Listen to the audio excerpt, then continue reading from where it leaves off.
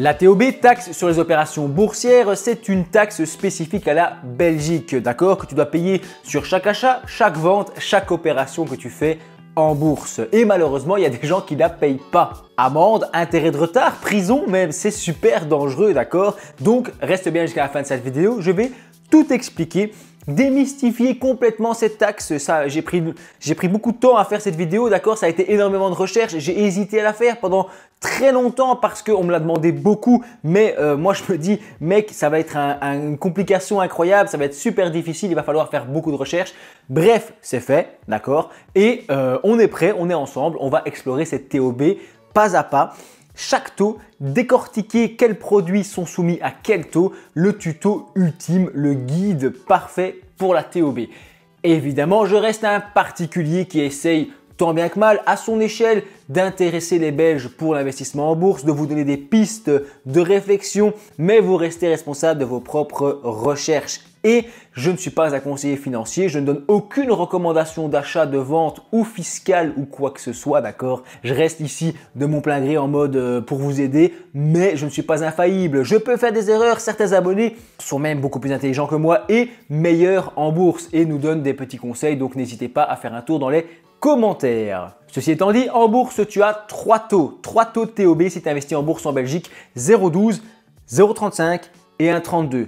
Là déjà, on pose les bases. Si tu as un ETF ou un produit ou quoi à 0,12, sur 100 000 euros, ça fait 120 euros de taxes. Sur 1,32, ça fait 1320 euros. On est sur un multiple de x11. Tu peux payer 11 fois plus de taxes sur ton investissement. C'est incroyable. Je parle de 100 000 parce que il faut s'imaginer, la TOB, c'est 50 centimes par-ci, 1 euro par-là, 2 euros par-ci.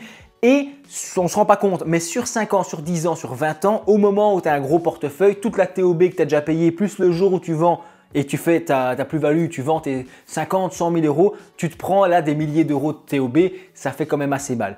Mais dans cette vidéo, on va démystifier tout ça, je l'ai dit. Déjà, cette vidéo elle est hyper importante pour tous ceux qui sont sur Trade Republic ou des courtiers en ligne qui ne s'occupent pas de la TOB et de la déclaration pour les Belges. Donc, tu dois le faire toi-même, tu es responsable de ta déclaration et des conséquences de ne pas le faire.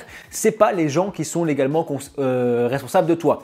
Les gens, ils ne sont pas radins ou voleurs, c'est juste qu'ils ne sont pas au courant en fait. Ils ne savent pas ce qu'il faut faire, ils ne savent pas comment ça marche. Heureusement, sur cette chaîne, je t'explique tout ça. Il y a une vidéo que j'ai déjà fait sur la TOB, un guide complet pour la déclarer. Ici, c'est le guide pour savoir quel taux correspond à quel produit financier. Premier taux, c'est 0,12% avec un plafond à 1300 euros. Donc, j'ai calculé ça pour toi. Il faudrait investir plus de 1 083 000 euros pour atteindre le plafond des 0,12%.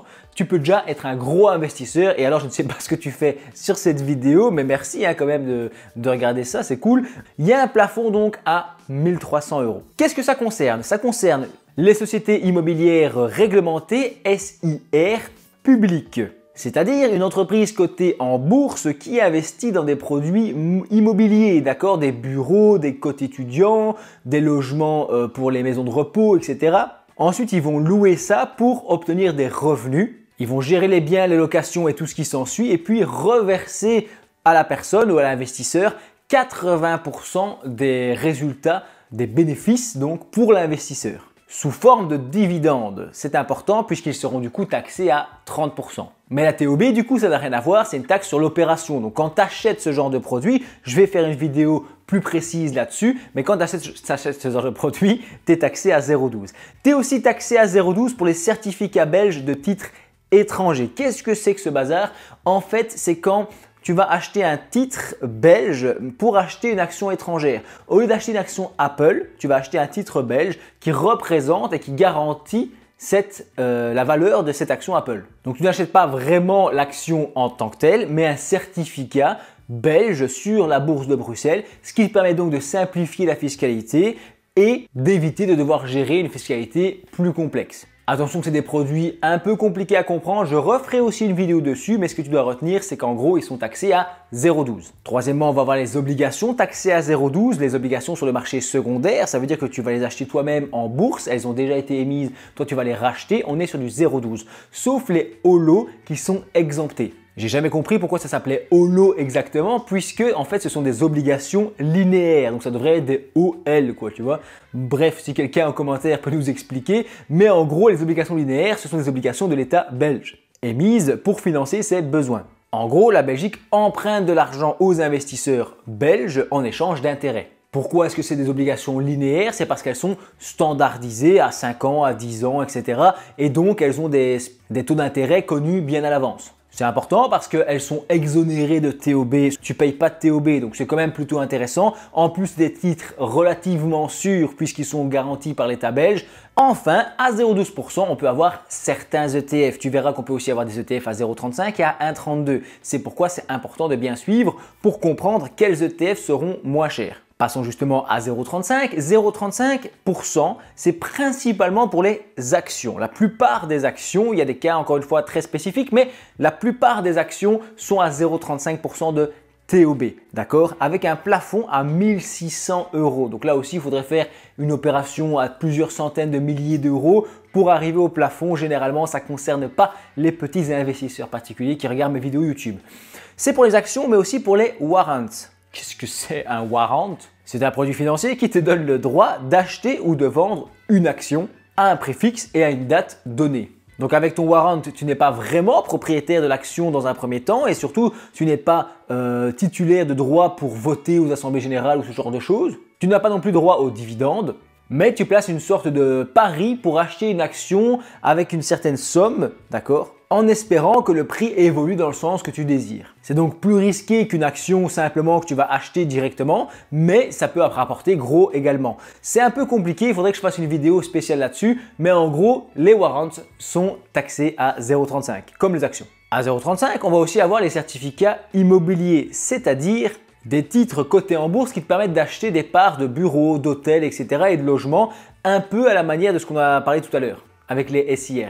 En retour, encore une fois, tu touches une part des loyers et c'est plus facile d'investir en immobilier de cette manière plutôt que d'acheter toi-même les biens immobiliers. Après ça, chacun fait comme il veut. Certains préfèrent eux-mêmes faire de l'immobilier. Certains préfèrent acheter des produits en bourse et être indirectement propriétaires d'immobilier sans les tracas qui sont liés, genre les locataires qui ne payent pas ou les locataires qui t'appellent à minuit parce qu'il y a un problème de chaudière ou d'évier à la cuisine, etc. Bref, ça a du sens d'acheter de l'immobilier via la bourse. Et pour les certificats immobiliers en Belgique, tu es taxé à 0,35% de TOB. Il y a également certains ETF qui sont taxés à 0,35. J'y reviens dans un instant avec un schéma récapitulatif de la taxation des ETF parce que c'est plus compliqué. Ce que tu dois retenir concernant les certificats immobiliers, c'est qu'en fait, ils vont te permettre d'investir dans des biens spécifiques et donc c'est beaucoup moins diversifié qu'une SIR comme on l'a vu tout à l'heure à 0,12. Passons maintenant au taux à 1,32 avec 4 000 € de plafond. Je ne sais même pas combien ça fait en termes d'opération, mais encore une fois, c'est plusieurs centaines de milliers d'euros. Et ce taux de 1,32 touche principalement les ETF de capitalisation, d'accord? Les ETF capitalisants enregistrés en Belgique, on va en reparler encore une fois dans un instant. C'est les ETF qui sont reconnus et enregistrés auprès de la FSMA, Financial Services and Markets Authority, c'est l'autorité belge des marchés financiers qui va protéger les investisseurs pour éviter qu'ils se fassent arnaquer, etc. C'est pour ça aussi que moi sur ma chaîne, je passe mon temps à vous gaver de disclaimers en disant voilà, je ne suis pas conseiller financier, je suis un particulier, je dis des choses, je raconte des idées, je partage des pistes de réflexion, c'est théorique, c'est des choses sur la bourse, mais à aucun moment je vous dis d'acheter ci ou ça. De toute façon, j'ai aucun intérêt à ce que les gens fassent quoi que ce soit en fait, je m'en fiche. L'important pour moi, c'est vraiment de propager cette idée d'éducation financière en Belgique puisque je trouve que sur YouTube, personne n'en parle. Bref, la FSMA, donc elle va essayer de protéger les investisseurs justement d'arnaques, mais aussi des courtiers qui sont un peu abusifs et des pratiques dangereuses. Ils vont jouer un rôle dans la régulation sur les marchés financiers belges. Maintenant que tout ça est clair, passons à mon fameux schéma sur les ETF. En tout cas, en ce qui concerne la TOB, taxe sur les opérations de bourse. J'ai galéré à faire ce petit schéma, franchement ça m'a pris pas mal de temps à trouver les infos, à glaner à gauche à droite, c'était un bazar pas possible, mais normalement c'est bon, d'accord? S'il y a des experts financiers dans les abonnés, et je sais qu'il y en a, dites-nous en commentaire si vous décelez une erreur, mais normalement ça j'en suis plutôt sûr. Dans le cas des ETF, s'il est enregistré dans l'espace économique européen, Dans ce cas-là, on se pose la question après s'il est enregistré en Belgique ou non. S'il n'est pas enregistré dans l'espace économique européen, ça tu le vois dans le document clé KID et aussi dans les bases de données en Belgique, s'il n'est pas enregistré, tu payes 0,35 à l'achat et à la vente de tout ETF accumulatif ou distributif de dividendes. C'est pareil. Ça, c'est assez rare finalement le 0,35, c'est vraiment pour des ETF exotiques. Généralement, les ETF sont enregistrés dans l'espace économique européen. Dans ce cas-là, il y a deux solutions. Est-ce qu'il est enregistré en Belgique? Oui ou non. S'il est enregistré en Belgique directement, dans ce cas-là, tu passes sur cette flèche et ton ETF, est-ce qu'il distribue les dividendes? S'il distribue les dividendes, alors il est à 0,12% de TOB. S'il est accumulatif, capitalisant, il est à 1,32. Ça, c'est la règle de base en Belgique. Ensuite, si ton ETF il est enregistré en espace économique européen, comme la plupart des ETF, mais qu'il n'est pas enregistré en Belgique, a-t-il un compartiment enregistré en Belgique? C'est-à-dire, a-t-il un équivalent? Par exemple, la version distribuante n'est pas enregistrée en Belgique, mais la version capitalisante, elle, est enregistrée en Belgique. Ou inversement, ou encore d'autres cas où il y a des compartiments, une part de l'ETF qui est enregistrée en Belgique. Sachant que chaque ETF a un code unique d'identification, on appelle ça un code ISIN. Et ce code, il te permet aussi de retrouver s'il y a des autres compartiments qui sont enregistrés en Belgique. À ce moment-là, s'il y a des compartiments enregistrés en Belgique, tu passes sur un système global à 0,12 pour la distribution et 1,32 pour les capitalisants. Donc c'est le même qu'ici. Si l'ETF n'est pas enregistré en Belgique et qu'en plus il n'y a aucun compartiment enregistré en Belgique, donc là il n'y a vraiment rien du tout, tu passes sur un système à 0,12 qui est finalement de manière assez contradictoire le plus avantageux en fait. 0,12 pour les distribuants et 0,12 pour les capitalisants. Ce que tu dois donc retenir ici, je trouve, c'est que dans le système de base, on est donc à 0,12 sur un distribuant, 0,12 sur un distribuant et 0,12 sur un distribuant. Donc, dans 99% des cas, un ETF distribuant en Belgique aura une TOB à 0,12. Sauf s'il n'est pas enregistré dans l'espace économique européen, on passerait sur le fameux 0,35. Mais c'est assez rare. Dans l'autre cas, notre ETF capitalisant, qui réinvestit automatiquement les dividendes, lui, il serait donc à 1,32 s'il est enregistré en Belgique ou s'il a un compartiment enregistré en Belgique. Et le seul moyen de payer 0,12 sur un ETF capitalisant en bourse, c'est d'avoir un ETF qui n'est pas enregistré en Belgique et avec aucun compartiment aussi. Encore une fois, je trouve ça un peu contradictoire. Il y a des rumeurs sur des transformations de ce système, mais actuellement, au moment où je tourne cette vidéo, c'est comme ça que ça marche.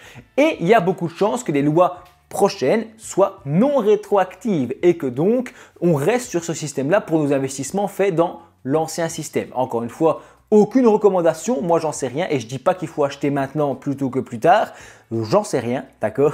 Aucun conseil tout le temps. Et d'ailleurs, c'est pas parce qu'un ETF est à 0,12 de TOB que c'est le meilleur choix, puisqu'il y a des dizaines de critères, enfin moi en tout cas j'en ai récapitulé 11 des critères pour, même 12 en fait avec la TOB, pour choisir un ETF et je t'ai mis ça en fin de vidéo, ça arrive dans une minute là, d'accord? Il y a la vidéo que je vais te mettre en lien sur mes critères pour choisir un ETF parce que ok, un ETF à 0,12 c'est cool, c'est moins cher en termes de TOB à l'achat, à la vente et surtout à long terme, au moment où je revends mes parts, je paye moins de taxes. Mais si le TER, donc là le TER c'est Total Expense Ratio, ça n'a rien à voir avec la Belgique, le taux de frais qu'il y a d'appliquer sur ton ETF. Donc quand tu as un TER à 0,5 par exemple, l'émetteur, BlackRock, Vanguard, etc.